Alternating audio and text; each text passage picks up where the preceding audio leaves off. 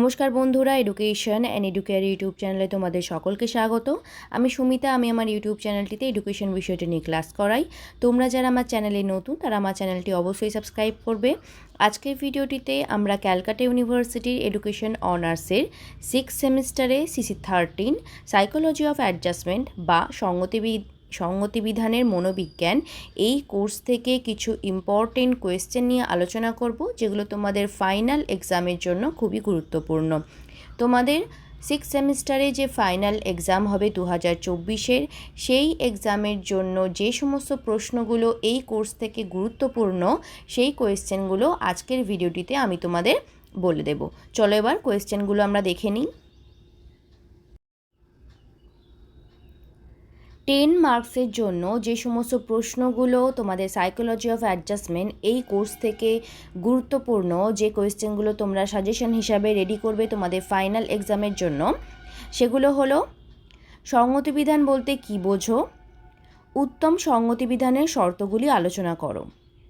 কিভাবে অপরাধপ্রবণ শিশুদের শনাক্ত করা যায়? অপরাধপ্রবণ শিশুদের ক্ষেত্রে গৃহীত প্রতিরোধমূলক ব্যবস্থাগুলি আলোচনা করো।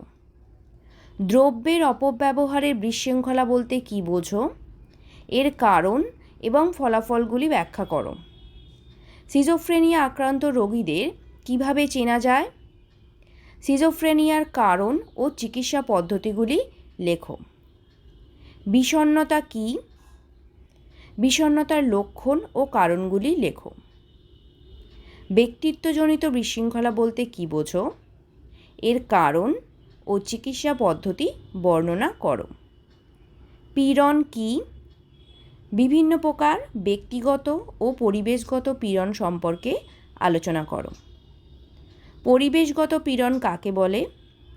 পীড়ন প্রশমনের কৌশলগুলি লেখো।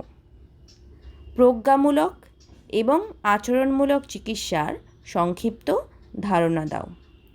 এইগুলি তোমাদের 10 মার্কসের জন্য গুরুত্বপূর্ণ প্রশ্ন, যেগুলো তোমরা তোমাদের ফাইনাল এক্সামের জন্য রেডি করবে। এবারে আমরা 5 নাম্বারের জন্য গুরুত্বপূর্ণ প্রশ্নগুলো দেখি।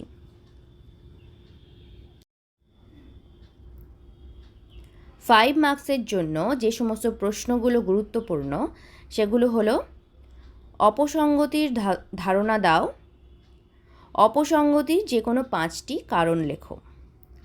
সঙ্গতিবিধান ও অভিযোজনের পার্থক্য লেখো। DSM-5 সেকশন 2-এ উল্লিখিত 5টি ব্যাধির নাম লেখো। উদ্বেগজনিত বিশৃঙ্খলা সম্পর্কে সংক্ষেপে টিকা লেখো। সিজোফ্রেনিয়া সম্পর্কে একটি সংক্ষিপ্ত টিকা লেখো। উদ্বেগজনিত বিশৃঙ্খলার যে কোনো 3টি লক্ষণ লেখো। ব্যক্তিত্বের বিশৃঙ্খলা যে কোনো 3টি প্রকারভেদ সংক্ষেপে লেখো। বস্তুনির্ভর মানসিক বিকার সম্পর্কে সংক্ষেপে টিকা লেখো। মনোসমীক্ষণ সম্পর্কে সংক্ষিপ্ত ধারণা দাও। মানবাত্মিক চিকিৎসার সংক্ষিপ্ত ধারণা দাও। পীড়ন বলতে কী বোঝো? এর বৈশিষ্ট্যগুলি লেখো। পরিবেশগত পীড়ন বলতে কী বোঝো? ব্যক্তিগত পীড়নগুলি সংক্ষেপে লেখো। পীড়ন মোকাবিলার পন্থাগুলি লেখো। পরামর্শদাতা বা চিকিৎসকদের মতে পীড়ন প্রশমনের কৌশলগুলি কী কী? এই সমস্ত প্রশ্নগুলো তোমরা 5 মার্কসের জন্য রেডি করবে। আশা করছি তোমাদের ফাইনাল এক্সামে এখান থেকেই তোমরা কমন পেয়ে যাবে। এই প্রশ্নের পিডিএফটা আমি টেলিগ্রাম গ্রুপে দিয়ে দিচ্ছি। টেলিগ্রাম গ্রুপে এখনও যারা জয়েন হওনি অবশ্যই জয়েন হবে। এই কোয়েশ্চেনটার ইংলিশ ভার্সানও আছে, যারা ইংলিশ ভার্সান ফলো করো তাদের জন্য আমি ইংলিশ ভার্সানেও দিয়ে দিচ্ছি।